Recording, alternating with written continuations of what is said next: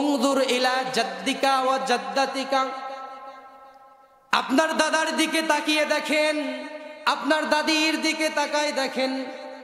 আমা কানা মাআনা ক্বাবলা আস-সাআ, কিছুদিন পূর্বেও তারা আমাদের মতোই জীবিত ছিল, ঠিক কিনা বলেন? আমা কানা ইয়াকুলু মাআনা, তারা আমাদের সাথেই খাবার খেয়েছে।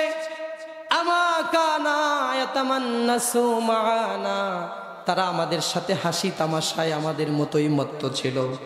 আজকে তারা গহীন কবরে চলে গেছে, আমরাও 2 দিন পরে তাদের পথযাত্রী, ঠিক কিনা বলেন? এই সময় আমাদের চলে আসবে। We all have the same destination, আমাদের সকলের গন্তব্য একটাই, তার নাম হলো মরণ। চিল্লায় কারণ, ঠিক কিনা? এর বাইরে কোনো যাবার জায়গা আছে আমাদের?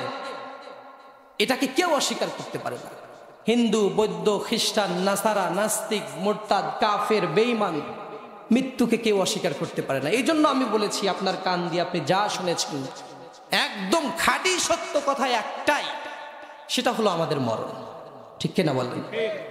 এই মরণ থেকে আমরা পালানোর চেষ্টা করি, কিন্তু আমরা চাইলেও মরণ থেকে পালাতে পারবো না। কিন্তু এই মরণের যে শাস্তি রয়েছে, মরণের পরে আযাব রয়েছে, এই আযাব থেকে আমরা চাইলে বাঁচতে পারবো, কিন্তু পালাতে পারবো না। তাফসিরে বাইজ দাবির লেখক বলেছেন, কুরআনুল কারীমে এমন একটি আয়াত রয়েছে, সূরাতুল বাকারার 255 নম্বর আয়াত। যদি কোনো মানুষ প্রত্যেক ফরজ নামাজ পর সূরাতুল বাকারার 255 নম্বর আয়াতটা প্রত্যেক দিন তেলাওয়াত করে, ওই মানুষটার মৃত্যুর সময় আহসানভাবে, সুন্দরভাবে তার জান কবজ করা হবে। কোন সুবহানাল্লাহ। বিন্দু মাত্র কষ্ট তার হবে না। আরেকবার কোন সুবহানাল্লাহ। আয়াতটা আপনারা জানেন মনে হয় সবাই। আয়াতের নাম হলো আয়াতুল কুরসি। জানেন না? কে কে হাত তোলেন তো। আয়াতুল কুরসি আমাদের সবারই জানার কথা, আপনিও জানেন আশা করি। যাই হোক, মাঝে মাঝে এরকম আপনাদেরকে পরীক্ষা করতে হবে আপনারা ঘুমায় গেছেন কিনা।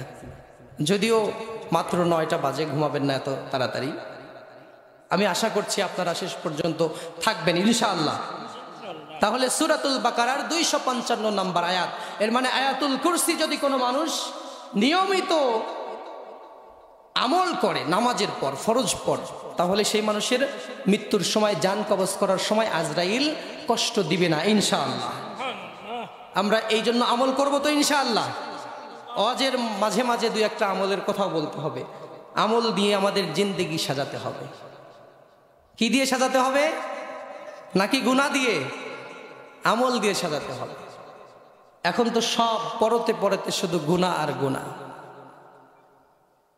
চোখের হেফাজত নাই, পর্দা করার কোনো বালাই নাই, ভয়ঙ্কর ভাবে ফিতনাগুলো সমাজে ছড়িয়ে আছে। আল্লাহ রাসূল সাল্লাল্লাহু আলাইহি সাল্লাম বলেছেন, শেষ জামানায় ঈমান রাখা এত কষ্ট হবে, যেমন জ্বলন্ত অগ্নিশিখা হাতের উপরে রাখা কষ্টদায়ক, ঠিক ঈমান রাখাও শেষ জামানায় ওই রকম কষ্টদায়ক হবে। আজকে হয়ে গেছে সেই অবস্থা। আপনি কোথায় ভালো দেখছেন?